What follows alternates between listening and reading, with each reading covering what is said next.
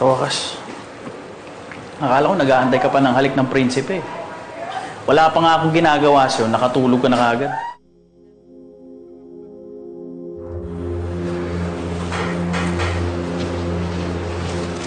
Ikaw na bahala sa tito mo. Ano pong ginawa niyo?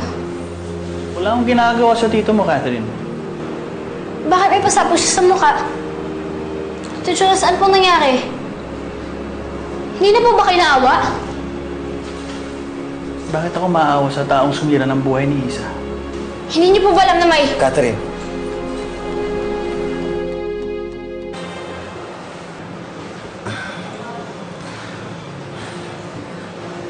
Labas si Benedict sa pamilya natin.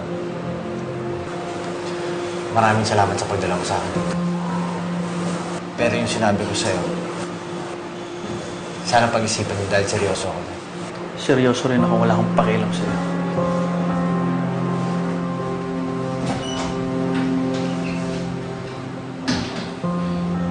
Tito, people need to know na may sakit po kayo. Lalo na po ngayon, delikado po yung sitwasyon nyo.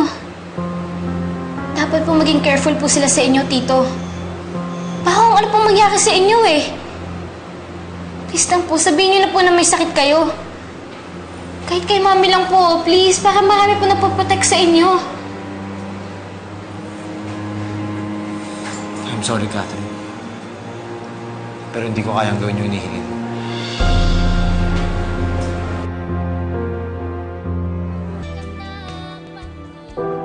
Swerte ka na survive mo yung heart attack mo. Pero base doon sa resulta ng test, your heart is failing. Kaya dobling ingat ka na sa lahat. Sa pagkain, sa ininom, sa stress. Akala ko po ba pamilya po tayo? Yung mga pamilya po, di ba? Hindi po nagsisikreto sa isa't isa.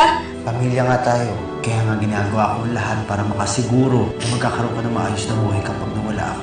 Kaya gusto ko ngayon pa lang maging malakas ka na. Ayoko po mag-isa.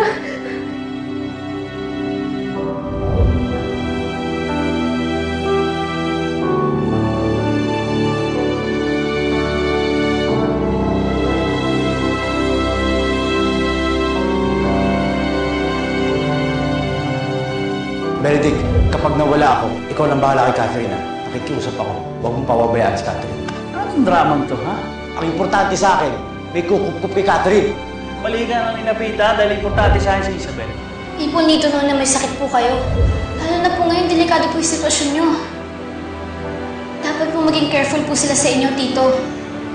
Baka kung ano pong mangyari sa inyo eh. Kahit kay mami lang po, please, para marami po napoprotect sa inyo. I'm sorry, Catherine. Pero hindi ko kayang gawin yung hinihiling. I'm sorry, Catherine. Pero hindi si Scarlett yung tama kong sabihan.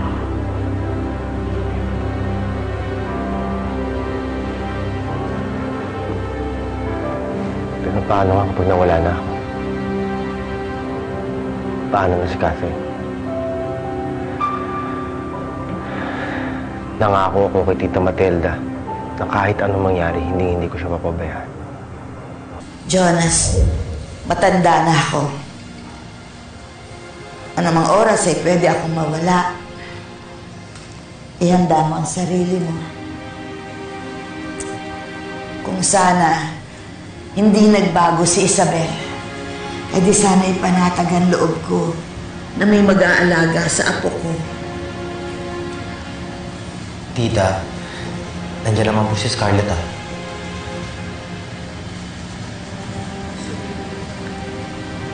Sabihin na natin na si Scarlett ay hindi yung tipo ng babae na mag-aalaga ng anak. Jonas, alagaan mo si Catherine tulad ng pag-aalaga ko at pagmamahal ko sa'yo. Ang magandang buhay lang ang pwede kong maibigay kay Catherine sa lahat ng mga pagkukulang ko sa kanya. Huwag mo siyang iiwan. Ipangako mo sa akin. Pinapangako ko po, Tita.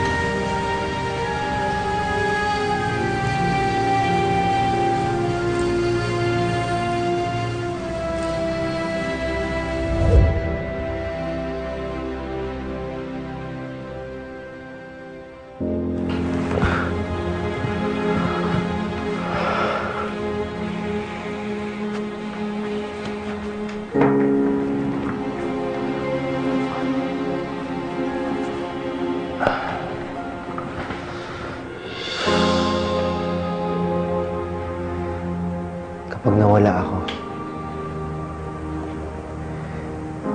isang tao lang ang bumamahal kay Catherine na mas higit pa sa buhay niya. Si Isabel. Pero paano kung nakakulong pa rin siya?